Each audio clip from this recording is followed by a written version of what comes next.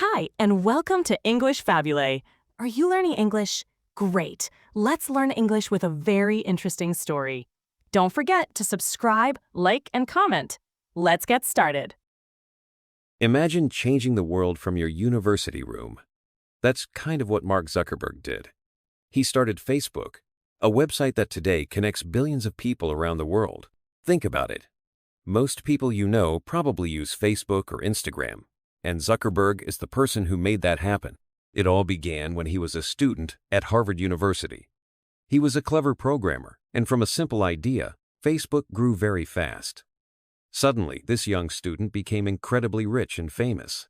By the age of 23, he was already a billionaire, but it hasn't all been easy. Zuckerberg has faced problems and arguments along the way. Some people even made a movie about him called The Social Network, which showed a complicated picture of his early success. Despite the challenges, Mark Zuckerberg is still a major figure in the world of technology, leading a company that affects how we communicate and share information every day. His story is a fascinating mix of innovation, success, and controversy. Chapter 1. Young Mark's Life. Mark Zuckerberg was born on May 14, 1984. This was in White Plains, New York, a place in the United States. His full name is Mark Elliott Zuckerberg.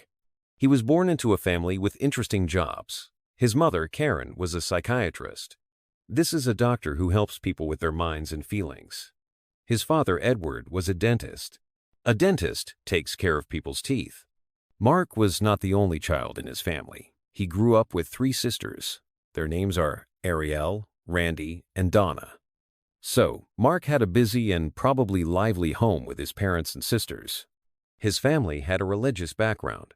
They were raised in a Reformed Jewish home. This is a type of Jewish religion. They lived in a town called Dobbs Ferry, New York.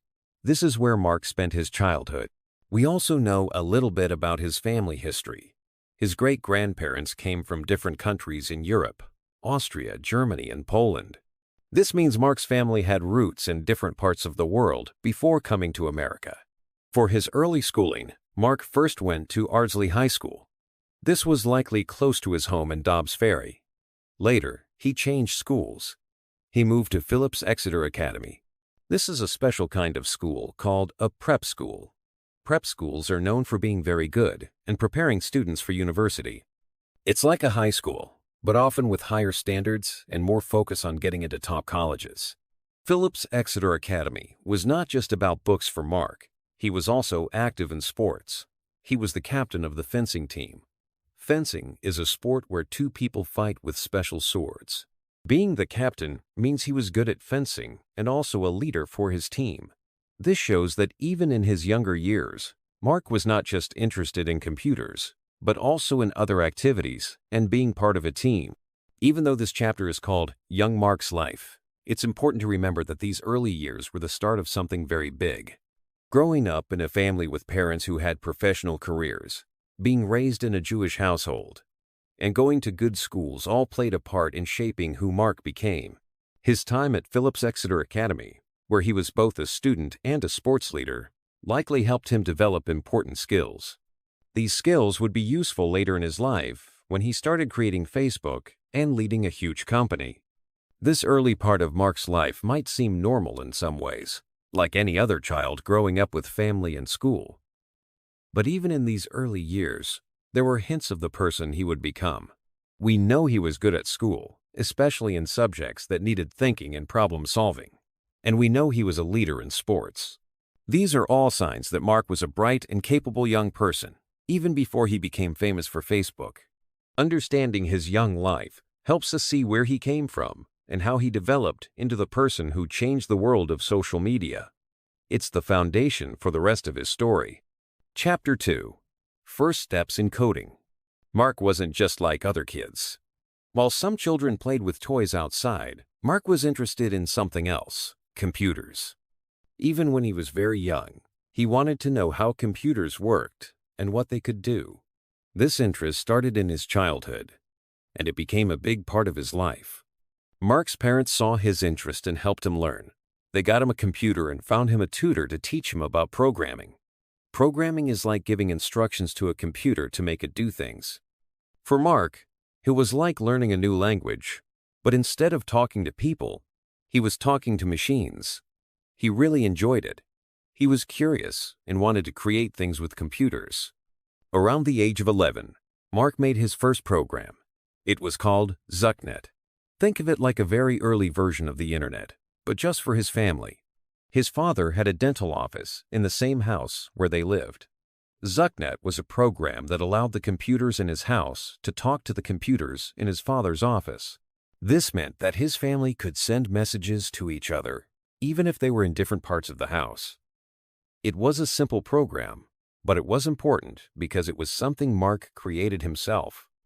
It showed his early skill in making computers communicate. As Mark got older, his computer skills became even better. When he was in high school, he worked on a more complex project. He wanted to make a music player. But this wasn't just any music player. He called it Synapse Media Player. What made Synapse special was that it was smart. It used something called machine learning. This is a way for computers to learn from data without being directly told what to do every time. Synapse Media Player would learn what kind of music Mark liked to listen to. It would watch his listening habits. For example, if Mark always skipped a certain type of song or listened to other songs repeatedly, Synapse would notice. Then, it would use this information to guess what music Mark might want to hear next. It was like a music player that understood your taste and could suggest songs you would enjoy. This was quite advanced for a high school student to create. People in the tech world started to notice Mark's talent. His Synapse Media Player was posted on a website called Slashdot.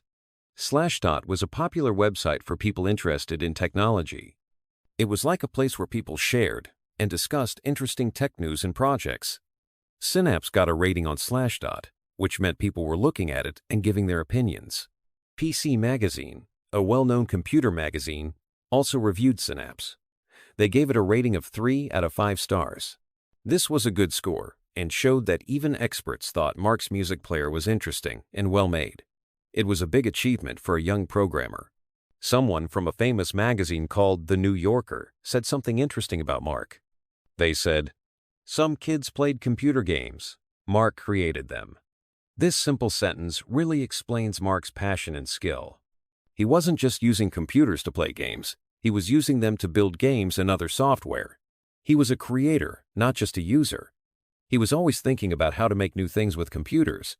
Even while he was still in high school, Mark was so advanced in computers that he took a graduate-level computer course at Mercy College.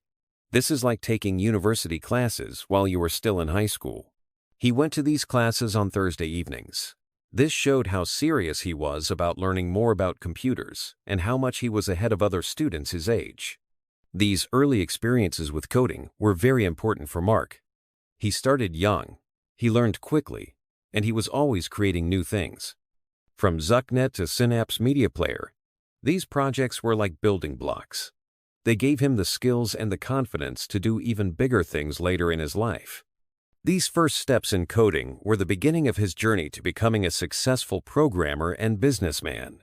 They showed that even as a young person, Mark had a special talent and a strong drive to create with computers. This early passion would eventually lead him to create something that would change the world. Facebook.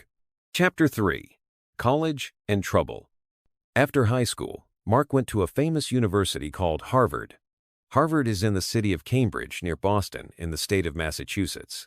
He started university in 2002. Even before he arrived at Harvard, people knew Mark was very good at computers.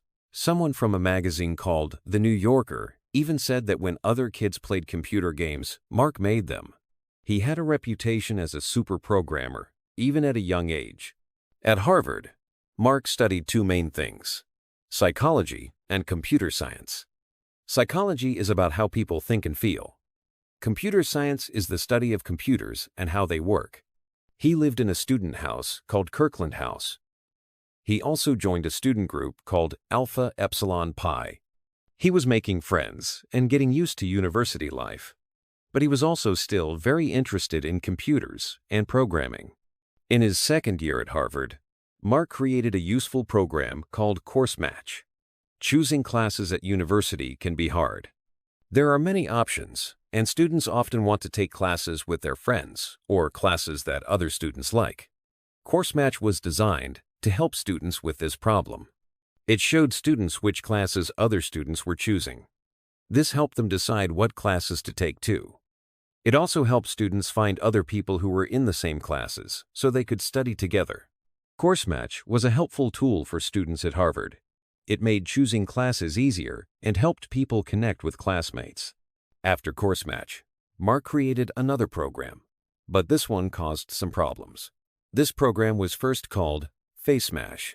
The idea for FaceMash came from something called Facebooks at Harvard. These were not online books. They were real books made of paper. Harvard gave these Facebooks to students who lived in the student houses. The books had names and photos of all the students living in each house. It was a way for students to learn who everyone was. Mark got the idea to use these Facebooks to make a game. He took photos from the Facebooks. He put 2 photos of students on a website. People who visited the website could vote on which person in the photos was hotter or more attractive. The website would keep track of all the votes. It would then make a list ranking the students based on how many votes they got.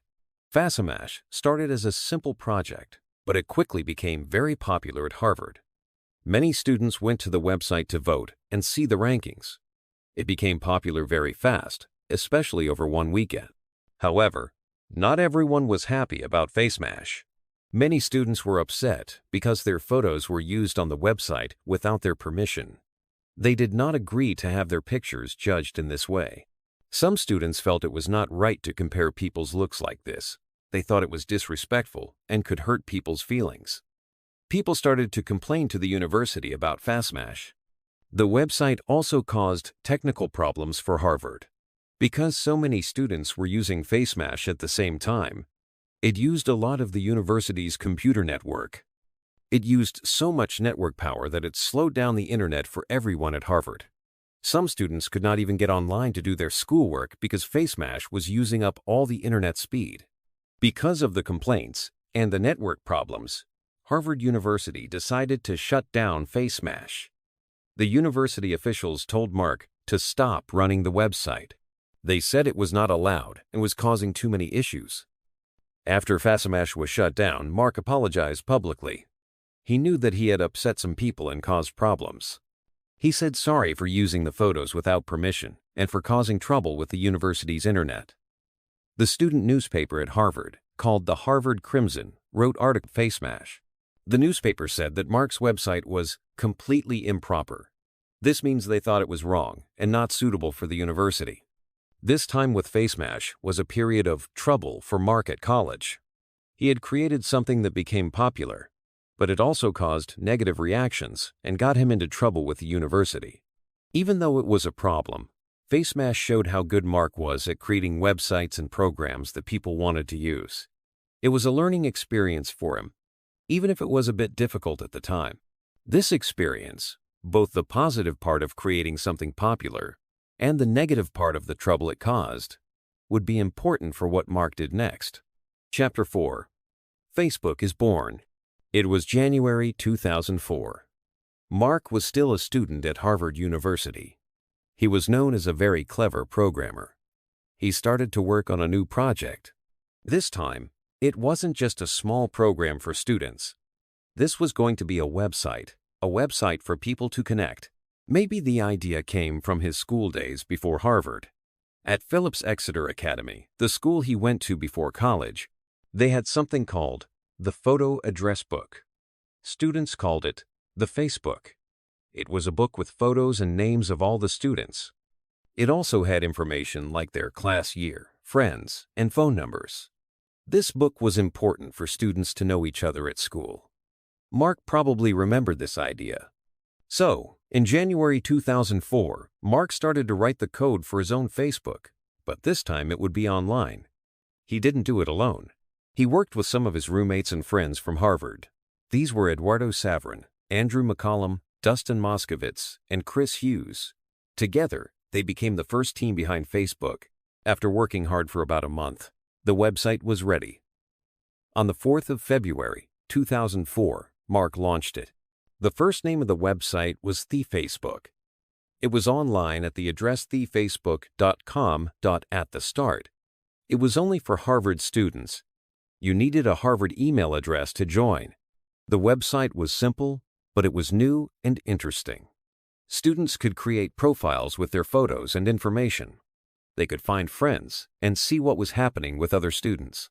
It was like an online version of the Facebook book from his old school, but much more interactive. But even as Facebook was starting, there was trouble. Just 6 days after Facebook launched, 3 older students from Harvard, Cameron Winklevoss, Tyler Winklevoss, and Divya Narendra, were not happy. They said Mark had tricked them. They said they had asked Mark to help them build a social network called harvardconnection.com. They claimed Mark had used their ideas to make his own website, Facebook, instead of helping them.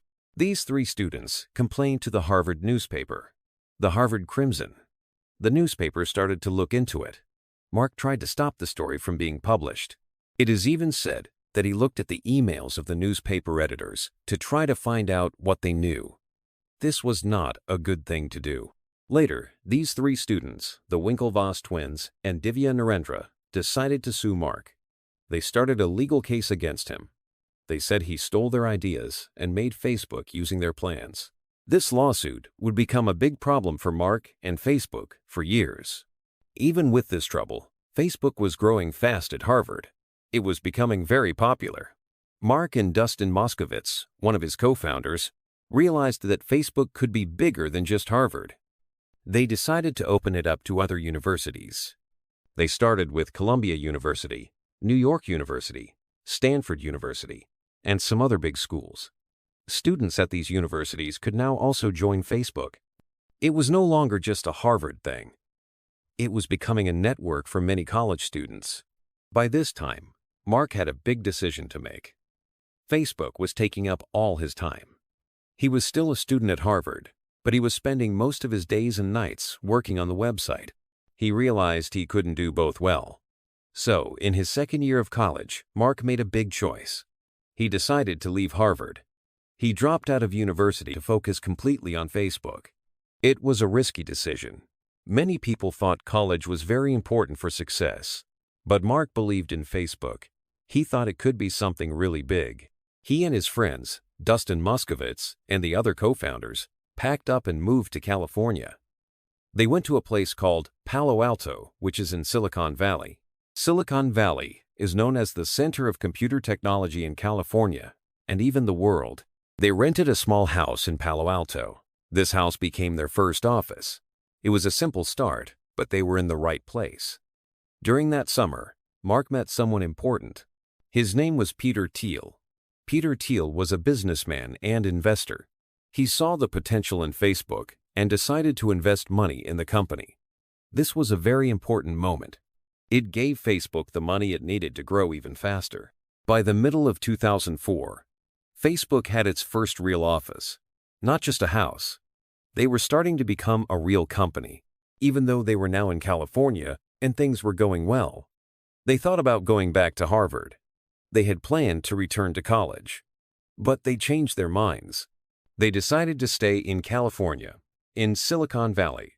Mark said he liked the mythical place of Silicon Valley. It was the place to be for computer technology. Even early on, when Facebook was still small, some big companies wanted to buy it. Chapter 5. Facebook Gets Bigger.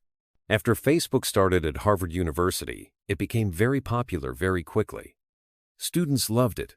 They could see what their friends were doing, share photos, and connect with people in their classes. Mark Zuckerberg and his friends, who were helping him with Facebook, saw that it was becoming something special. It was no longer just a small project for Harvard. People at other universities started to hear about Facebook, and they wanted it too.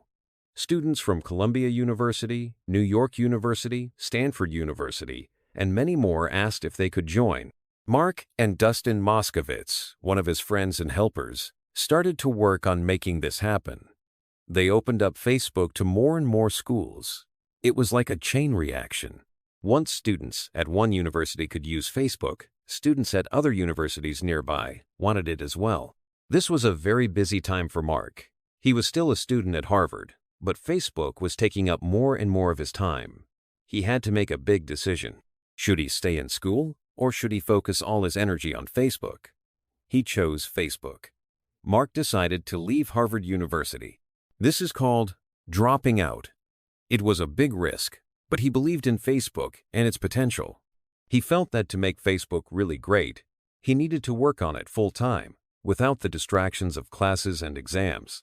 So, Mark, Dustin, and some of the other people working on Facebook made a big move. They left the cold weather of Boston and Harvard and went to California. They chose a place called Palo Alto, which is in Silicon Valley. Silicon Valley is famous as a center for computer companies and new technology. It was a good place for Facebook to be if they wanted to grow. When they arrived in Palo Alto, they didn't have a fancy office. They rented a small house. This house became their first office.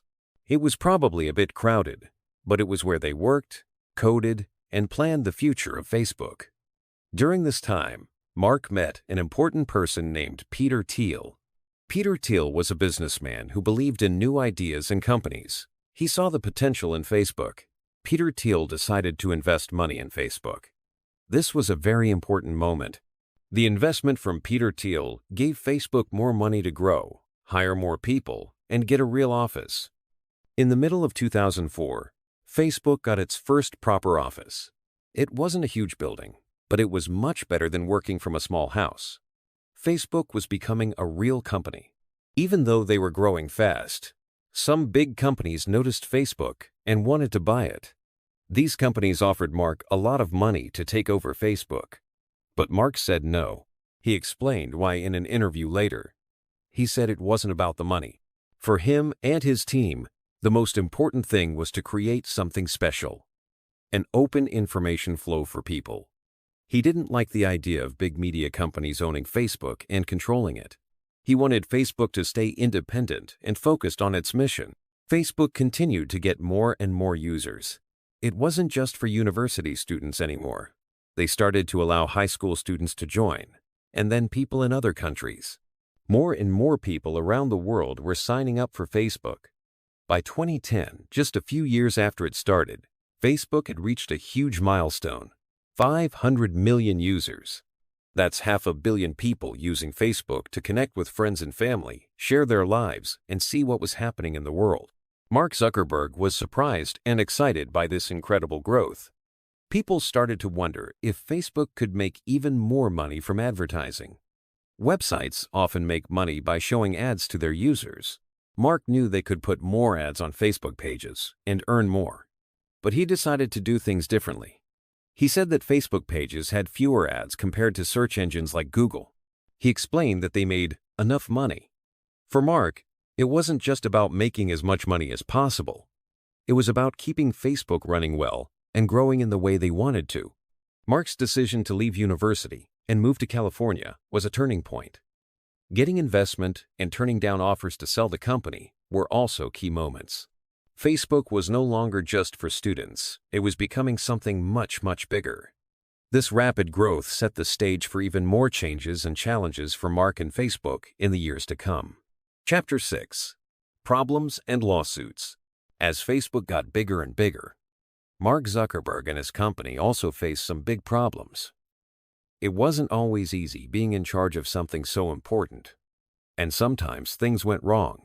One type of problem was legal problems, meaning people took Mark and Facebook to court because they thought something unfair or illegal had happened. These were called lawsuits. Let's look at some of these problems. One of the first big lawsuits came from some students at Harvard, the same university where Facebook started. 3 students, called Cameron Winklevoss, Tyler Winklevoss, and Divya Narendra, said that Mark had stolen their idea. They explained that they had asked Mark to help them build a social website called Harvard Connection. They said Mark agreed to help, but instead, he used their idea to make Facebook for himself. They felt cheated because they thought Mark was going to work for them, but he actually made a website that competed with theirs. This started a lawsuit in 2004. It was a long and complicated legal fight. At first, the court didn't agree with the students because of a technical reason, but they tried again, and the case continued. Facebook also started a lawsuit back against them. In 2008, after a few years, they finally agreed to stop fighting and make a deal. Facebook agreed to give the Winklevoss twins and Narendra some money and some shares in Facebook. Shares are like pieces of ownership in a company. This deal was worth millions of dollars, and it ended this first big legal problem. Another problem happened with Eduardo Saverin. Eduardo was one of the friends who helped Mark start Facebook. He was also a co-founder, meaning he was there from the beginning. But later, Eduardo and Mark had disagreements about how to run the company. In 2005, Eduardo started a lawsuit against Mark and Facebook. He said that Mark had spent his money in a wrong way for personal things. This was also a difficult situation between friends and business partners. Like the first lawsuit, this one was also settled outside of court. This means they made a private agreement instead of letting a judge decide. We don't know all the details of the agreement, but we know that Eduardo was still named as a co-founder of Facebook. Then, in 2010, a man named Paul Seglia started a lawsuit claiming that he owned a big part of Facebook, even more than Mark. Seglia said he had a contract from 2003 with Mark. He said this contract proved that he owned 84% of Facebook. He said he had paid Mark $1,000 back then to start a website. However, Facebook said this was not true and that the contract was fake. Facebook said Seglia was trying to cheat Mark out of billions of dollars. The police got involved and arrested Seglia in 2012. They said he had made up emails and changed documents to try to win the case. This lawsuit went on for a long time, and many lawyers stopped working for Seglia because they thought his case was not real. Later, Mark had to speak in front of the U.S. Congress, which is like the government's group of lawmakers. This happened in 2018 and 2021. The politicians wanted to ask him about Facebook and user data.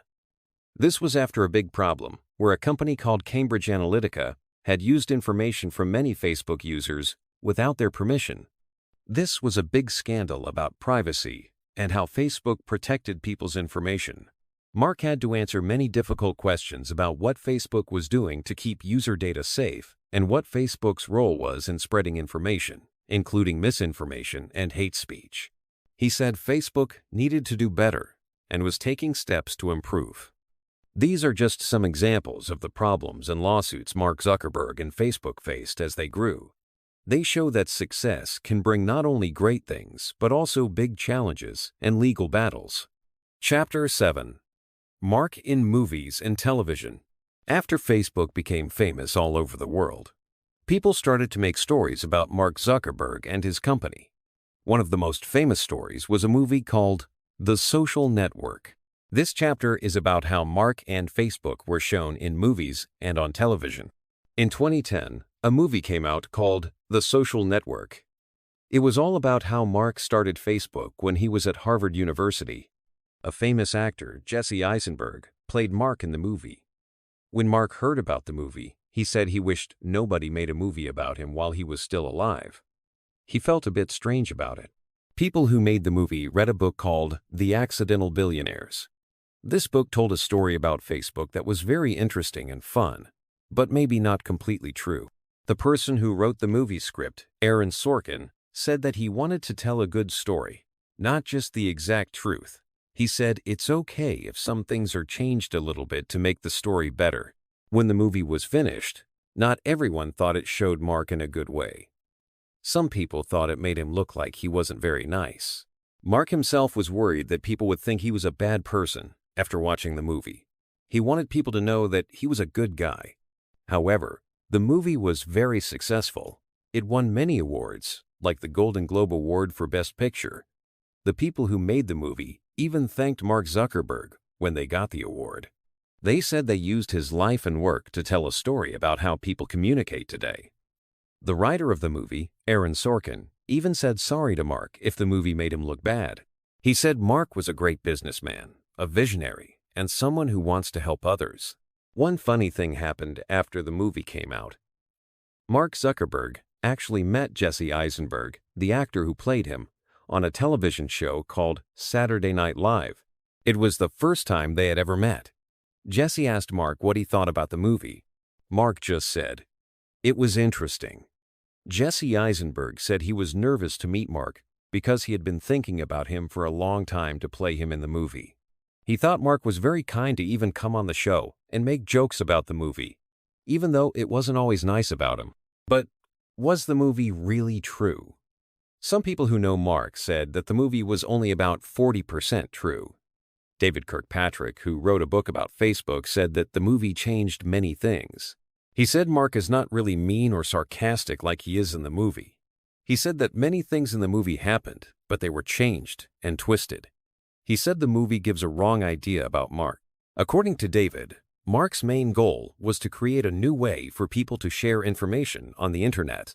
The movie showed that Mark started Facebook to become popular because he didn't get into some special clubs at Harvard. But Mark said he was not interested in those clubs at all. Someone who used to work with Mark at Facebook, Carol Balloon, also said that the movie was not very accurate. He said Mark is not a socially awkward nerd like in the movie. He said it's not true that Mark would betray his friends on purpose. So, while The Social Network was a fun and interesting movie, it wasn't completely true to life. Besides The Social Network, Mark Zuckerberg also appeared in other funny shows. He was a cartoon character in The Simpsons. In one episode, Lisa Simpson met Mark at a meeting for business people. Cartoon Mark told Lisa that she didn't need to finish college to be successful, like Bill Gates and Richard Branson. The television show Saturday Night Live also made fun of Mark and Facebook in a comedy sketch. An actor, Andy Samberg, played Mark. People said Mark Zuckerberg thought it was funny. He said he liked the sketch. Stephen Colbert, who was a comedian, even gave Mark Zuckerberg a funny award called Medal of Fear. He gave it to Mark because he said Mark cares a lot about his own privacy, but maybe not so much about other people's privacy on Facebook. Mark also appeared in a documentary movie called Terms and Conditions May Apply. This movie was about how much privacy we lose when we use the internet and agree to all the website rules. Even the cartoon show South Park made fun of Mark Zuckerberg. They showed him as a strange, nerdy person who would just show up in people's houses and act like a bully. In short, Mark Zuckerberg became so famous that he was shown in many movies and television shows. The Social Network was the most famous one, telling a dramatic story about the start of Facebook, even if it wasn't perfectly true. Other shows made fun of him in a funny way. These shows show how much Facebook and Mark Zuckerberg became a big part of popular culture, even if the way they showed him was sometimes not very accurate or very kind. Chapter 8. Giving Money Away. As Facebook grew bigger and bigger, Mark Zuckerberg became incredibly rich. We learned in the last chapters how Facebook changed the world and made Mark famous. But money wasn't the only thing that changed for Mark. He started to think about how he could use his wealth to help others. He realized he had the chance to make a big difference in the world, not just with Facebook, but with his money too. One of the first big things Mark did was to give money to schools.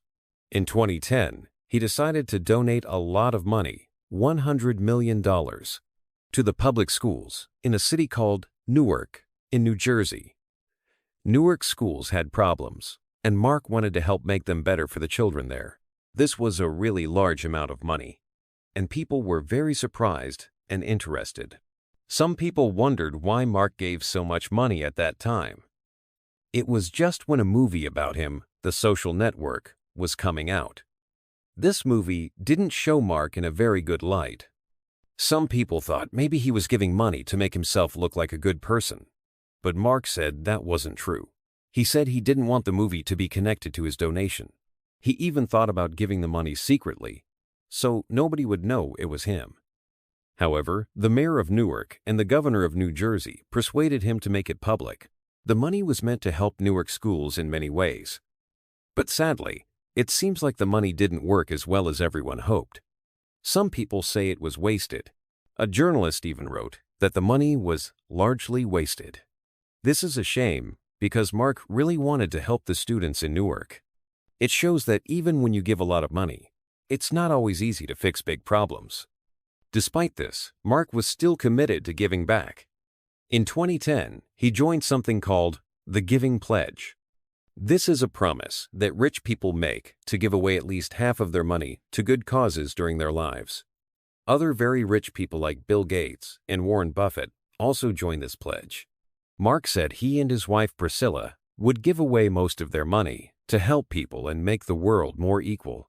In 2013, Mark made another huge donation. He gave away Facebook shares worth almost $1 billion to a group called the Silicon Valley Community Foundation. This was the biggest gift anyone in America gave to charity that year. This foundation helps many different things, including education. Mark and Priscilla also gave money to help with health problems. In 2014, when there was a big Ebola outbreak in West Africa, they donated $25 million to help fight the disease. Then, in 2015, they gave $75 million to the San Francisco General Hospital. This hospital is very important for the city, and their donation was the biggest gift ever given to a public hospital in the USA by one person. Because of this big gift, the hospital even changed its name to be called the Priscilla Chan and Mark Zuckerberg San Francisco General Hospital and Trauma Center.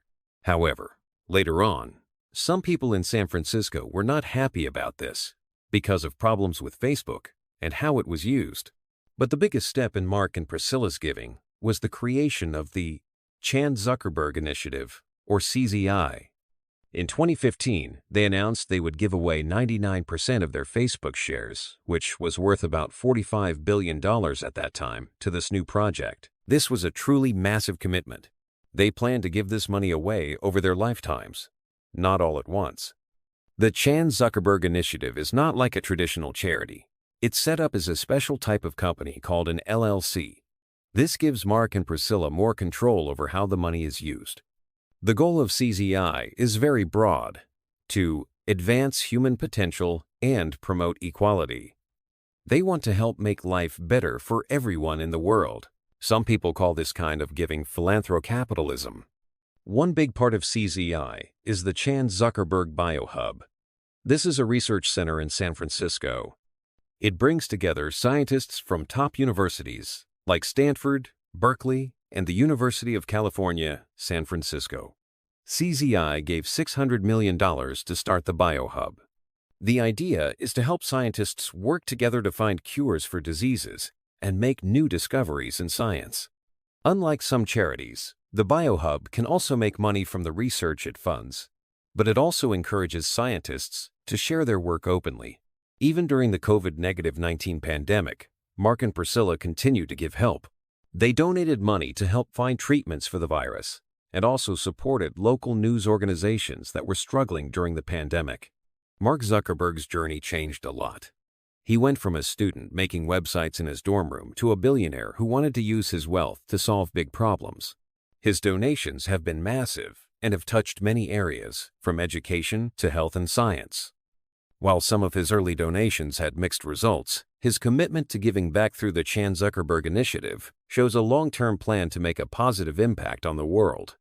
This chapter shows that Mark's story is not just about building a company, but also about using his success to help others in a big way. Chapter 9. Why is Mark so rich and successful? Mark Zuckerberg is known around the world. He is famous for creating Facebook, a website that many people use every day. But how did he become so rich and successful? It's not just luck. There are many reasons why Mark Zuckerberg reached the top. First, he had a great idea at the right time. When Mark was in college at Harvard, the internet was becoming more popular. People liked to be online, but there wasn't one main place to connect with friends easily online. Mark saw this gap. He thought about how students at Harvard used Facebooks, books with photos and names of everyone in the dorms. He had the idea to make this online. This idea, to connect people through the internet in a simple way, was very new and exciting in 2004. Second, he made something people really wanted to use. Facebook started as the Facebook for Harvard students only. It was a place to see friends, find classes, and know what was happening on campus. People at Harvard loved it. Then, Mark and his friends expanded it to other universities like Columbia, Stanford, and Yale. Very quickly, students everywhere wanted to be on Facebook. It was easy to use and fun. People could share photos, write messages, and see what their friends were doing. This made Facebook very popular very fast. Third, Facebook grew because of the network effect. This is a fancy way of saying that Facebook became more useful as more people joined. If only a few people used Facebook, it wouldn't be very interesting. But when all your friends, family, and classmates are on it, it becomes much more valuable. You can connect with everyone you know in one place. This made more and more people want to join, and Facebook grew bigger and bigger like a snowball rolling down a hill. Fourth, Mark was good at business and made smart decisions. Even when Facebook was new, big companies wanted to buy it. But Mark and his team said no. They believed in their idea and wanted to keep building it themselves. This was a very important decision. They didn't just want to make money quickly and sell the company. They wanted to make Facebook even bigger and more important. Also, Mark understood early that Facebook could make money from advertising. Companies could pay to show ads to Facebook users. Because so many people used Facebook, these ads became very valuable, and Facebook started making a lot of money. Fifth, Mark was a hard worker and a good programmer. The Wikipedia article says he was a programming prodigy even in college. He learned to code when he was young and was very skilled. He wrote the first code for Facebook himself. He also created other computer programs before Facebook. This technical skill was very important to build Facebook and make it work well. He also worked very hard, even dropping out of Harvard to focus completely on Facebook. This dedication and hard work helped him overcome challenges and keep improving Facebook. Sixth, Facebook kept changing and getting better. Facebook didn't stay the same as it was in 2004. Mark and his team kept adding new things and making it better. They created new features like photo sharing, video, and many other things that people wanted. They also bought other popular apps like Instagram and WhatsApp. This meant that Facebook became even more useful and important in people's lives. By always improving and expanding, Facebook stayed ahead of other websites and kept attracting more users. Seventh, taking Facebook public made him incredibly rich. In 2012, Facebook became a public company. This means that anyone could buy shares in the company. When Facebook went public, the value of the company was very, very high. Because Mark owned a lot of Facebook shares, he became a billionaire almost overnight. The value of Facebook has grown even more since then, making Mark one of the richest people in the world. Of course, it wasn't always easy. Mark faced lawsuits and criticism. Some people said he stole ideas, and there were worries about privacy on Facebook. But through all of this, Facebook continued to grow and become more important. In conclusion, Mark Zuckerberg's success is a mix of many things. He had a great idea at the right time. He made something people loved. He made smart business decisions, and he worked very hard. His skills and vision, combined with the power of the internet and network effects, are the main reasons why he became so rich and successful with Facebook. It's a story of innovation, hard work, and understanding what people want in the digital world. Chapter 10. Mark's Life Now. We have followed Mark Zuckerberg's journey from a young boy who loved computers to the creator of Facebook, a company known all over the world.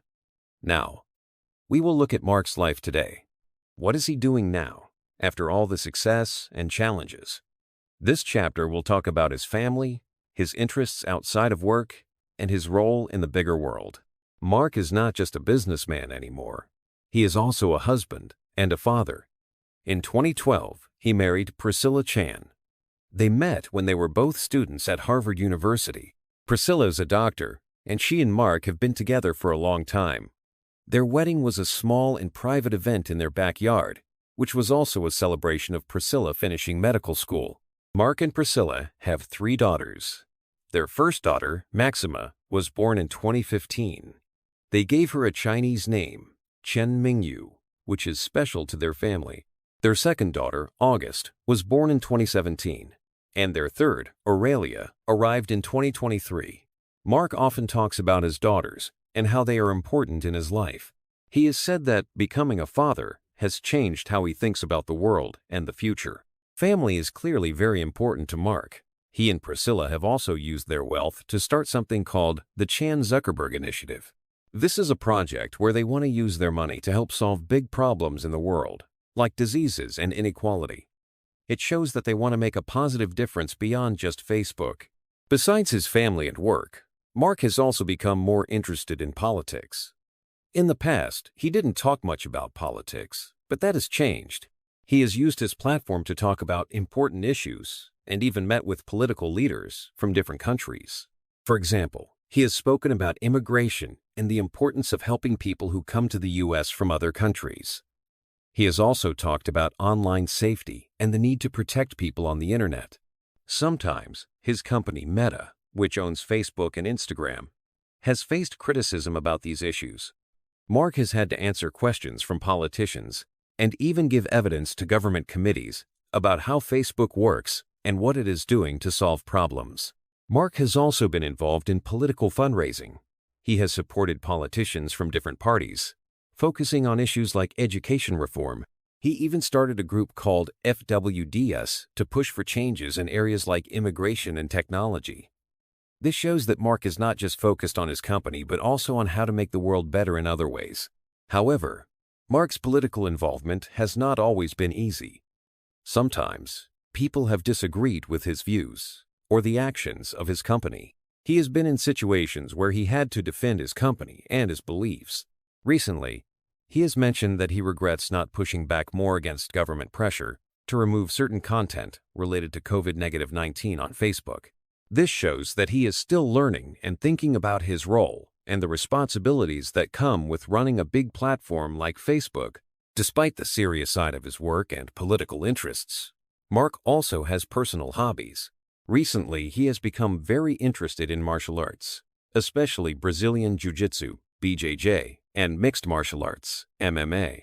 He has been training in these sports and even competed in a BJJ tournament, winning medals. This shows a different side of Mark, one that enjoys physical challenges and competition. In terms of his public image, Mark has changed over the years. In the early days of Facebook, he was often seen as a young, sometimes awkward, tech genius. Movies like The Social Network showed a somewhat negative picture of him. But over time, his image has evolved. He is now seen as a powerful and influential leader in the tech world. Recently, there has been a noticeable change in his style. He used to be known for wearing simple gray t-shirts and jeans, but now he is sometimes seen wearing more fashionable clothes, like gold chains and trendy streetwear. Some people have even joked that this is a rebrand to appeal to different groups. But Mark says he doesn't have a stylist and his style choices are personal.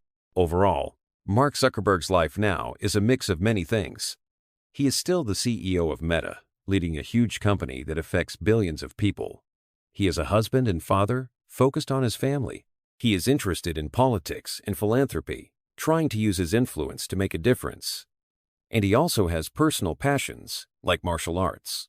His life is complex and busy, showing that he is not just a tech leader, but a person with many different roles and interests in today's world. From a college dorm room to the world stage, Mark Zuckerberg's journey continues to be one of constant change and evolution. Conclusion: we have followed Mark Zuckerberg's amazing journey, from a young boy learning to code to the head of a company used by billions of people. His idea for Facebook started small in a college room, but it grew into something huge that changed how the world connects. Because of Facebook, people can share their lives, talk to friends everywhere, and learn about the world in new ways. Mark became incredibly successful and one of the richest people on earth. However, his story is not just about success. He also faced many problems. There were lawsuits about who created Facebook, and he had to deal with criticism about privacy and the way Facebook is used. Movies and television shows have told his story, sometimes in a way he didn't like. Despite these challenges, Mark has also used his wealth to do good things. He and his wife started the Chan Zuckerberg Initiative to help with education, science, and health. They have given away billions of dollars to try and make the world better.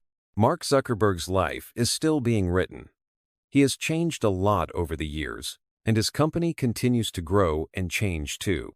Whether you see him as a genius, a controversial figure, or both, there is no doubt that Mark Zuckerberg has had a massive impact on the 21st century and will likely continue to shape our future in the digital world.